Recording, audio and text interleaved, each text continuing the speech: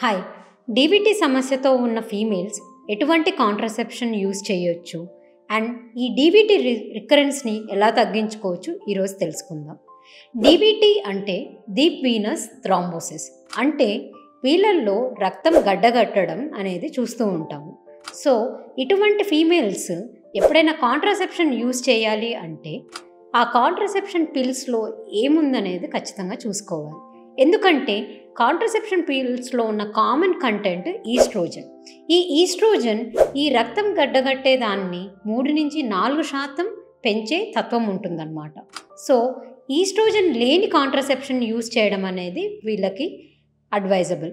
అలా కాకుండా అసలు పిల్స్ వద్దు, నాన్ హార్మోనల్ పద్ధతిలో వెళ్ళాలి అంటే ఐయుడి డివైజెస్, లేకపోతే బ్యారియర్ కాంట్రసెప్షన్, లేకపోతే పిల్స్లో కూడా ఈస్ట్రోజన్ లేకుండా మినీ పిల్స్ అని ఉంటాయి, వీటిని వాడుకోవచ్చు. Thank you.